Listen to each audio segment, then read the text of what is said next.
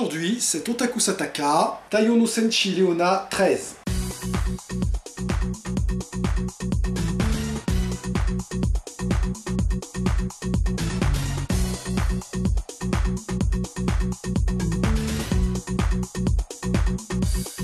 Minasan konnichiwa, perfectigium des.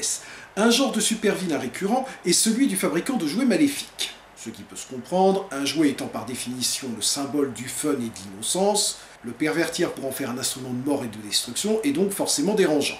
Quoi? Faut bien de temps en temps qu'on leur rappelle à quoi servent ces merveilles. La guerrière solaire Leona étant abonnée au super vilain à thème, il était inévitable qu'elle soit tôt ou tard confrontée à un représentant du genre, en l'occurrence Toizamas, qu'elle affronte dans le 13e volet de ses aventures que nous allons étudier aujourd'hui. Ikuzo!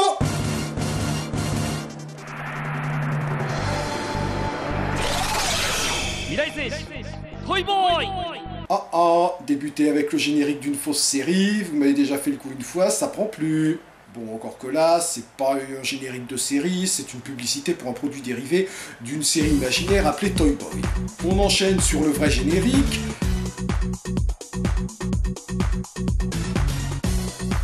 Où on voit un père faire des katas pour impressionner son fils, et Leona combattre des sbires de Garunte. Encore que là, ils se sont pas foulés, puisque ce sont en réalité des scènes reprises sur le générique du 10e opus, ce qui explique qu'elle a une coiffure et même un costume différent, étant donné que pour la seule fois de sa carrière, Narumi Okawa portera une cape.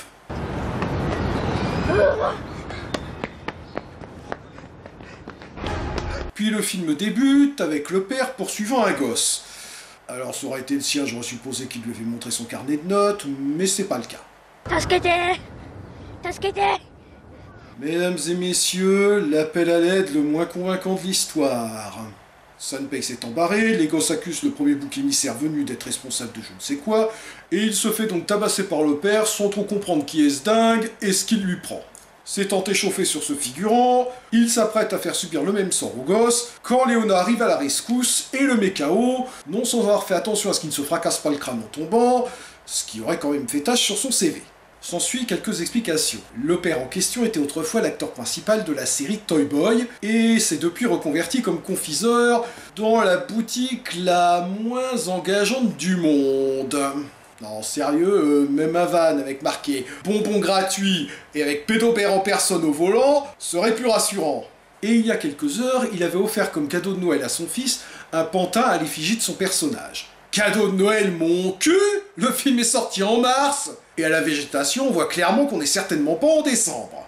À se demander pourquoi ils en ont fait un cadeau de Noël au lieu de simplement un cadeau d'anniversaire.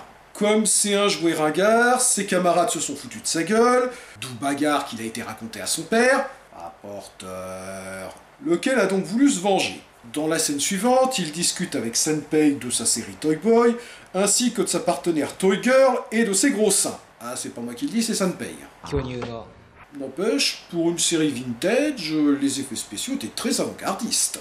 Ah, et apparemment ça se passe dans le même univers que Doctor Who. On a donc un extrait d'un épisode avec Toy Girl. Xavier vraiment aucun costume à sa taille. Déjà que celui-là voulait repris une production de la maison mère, dont je ne peux décemment pas mettre les images ici. Donc dans cet épisode, Toy Boy se retournait contre elle, jusqu'à ce qu'elle réalise que...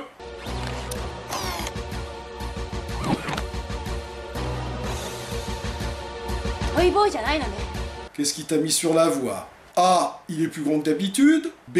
Il a une tronche bizarre. C. Il bouge comme un robot en faisant des bruits mécaniques. D. Le méchant en chef l'appelait Metal Toy Boy. Ou E. Obi-Wan Kenobi. He's more machine now than man. Question subsidiaire. Pourquoi t'as mis autant de temps à percuter?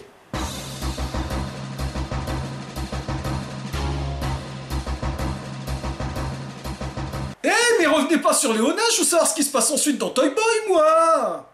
Plus tard, on voit le père lancer un sort pour tuer un camarade de son fils.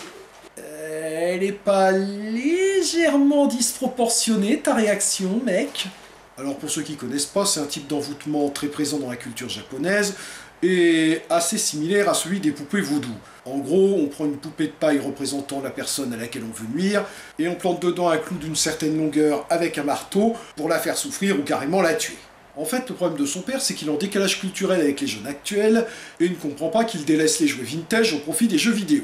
Vous devinez la suite, Garuntel le contacte par l'intermédiaire de la poupée qu'il a offert à son fils, et le transforme en un monstre à son service nommé Toys R Us. Le lendemain, il attire les camarades de son fils dans sa boutique en leur promettant des bonbons gratuits. Ah bah du coup, ma blague de tout à l'heure avait un caractère prophétique. Manque plus que Pédobert. It's a trap! どういうことだおじさん助けて苦しい À votre avis, ils jouent la comédie, ou c'était leur vraie réaction après avoir dû tourner 50 prises de ça? Leur cri attire Léona qui doit donc affronter Toys R Us. Comme je l'ai dit en introduction, Toys R Us est un monstre sur le thème du jouet, et il affronte donc Léona avec des jouets transformés en armes, comme par exemple... Oui, je sais, bon courage pour ne pas avoir l'impression qu'il la frappe avec ça. Et je constate quand même au passage que pour un type qui est censé être allergique aux jouets modernes, il a quand même une Game Boy sur le bras. Ses autres armes sont un bilboquet encore plus dévastateur que celui de Gaston Lagaffe, un maillet électrifié, fonctionne avec 2000 piles de type D, non fourni. Une poupée vaudou fabriquée à l'aide d'une mèche de cheveux de Léona. Ah ok, c'était du foreshadowing ça. D'ailleurs, au passage, on est d'accord, il lui a arraché la queue de cheval, là. Donc, j'en conclus que Léona a le pouvoir de faire repousser instantanément ses cheveux. D'ailleurs, un bon point pour le scénariste, parce que c'est un détail qu'on a tendance à oublier. Pour être efficace, les poupées voodoo doivent en effet inclure des cheveux de la victime. Et donc, grâce à sa Barbie Léona, Toys R Us peut infliger à Léona des tortures à distance. Avec quand même parfois quelques faux raccords. Et même des moments où on sent que l'actrice a un peu de mal à rester synchro. Il enchaîne sur le baseball... Mais pas de bol pour lui, Léona est fortiche à ce jeu.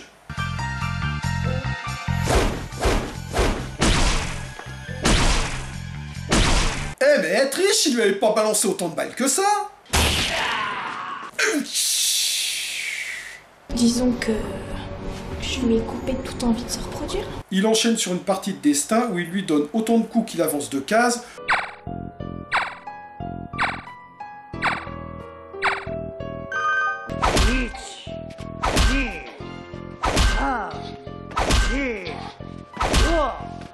Jusqu'à l'arrivée où il peut lui donner le coup de grâce.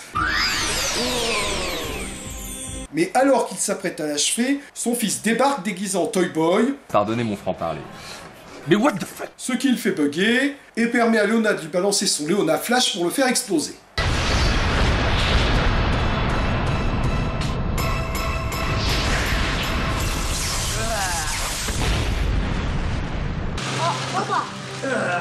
Ah non, pardon, j'oubliais, dans l'univers de Léona, quand un méchant explose, il reprend sa véritable apparence et retrouve sa personnalité d'origine. Et le tout sans aucune égratignure, hein. C'était juste une petite explosionnette de rien du tout. Par contre ça, là... Ça repousse aussi, ou son fils peut définitivement faire une croix sur une petite sœur? Et donc, grâce à son intervention héroïque, mais un petit peu Deus Ex Machinesque, puisqu'elle n'avait pas été préparée en amont, son fils se réconcilie avec ses camarades, ce qui fait que cette conclusion est quand même assez proche de celle que j'avais suggérée pour le 11e volet, où l'adversaire de Léona était aussi un acteur de tokusatsu, tiens.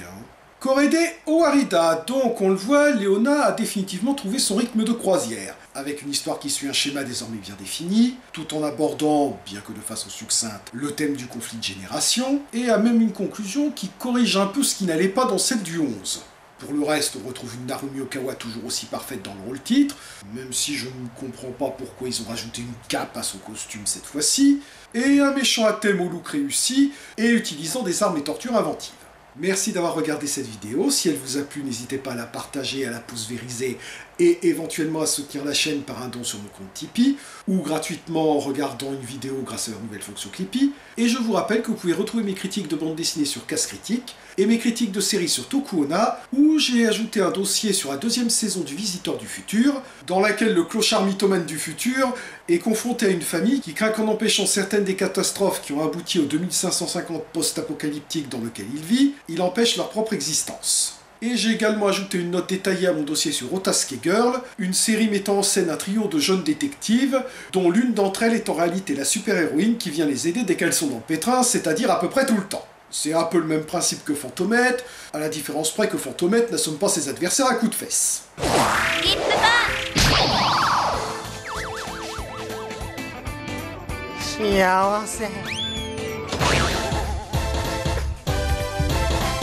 Johnny!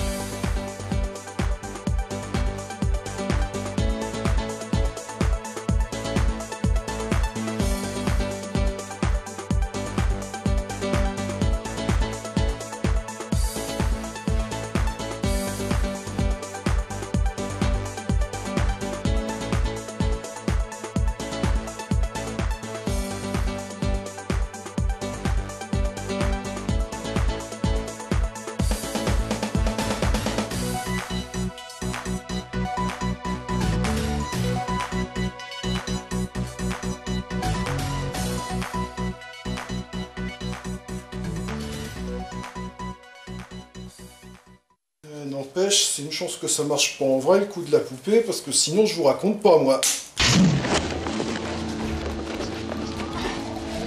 Gomen Nasai.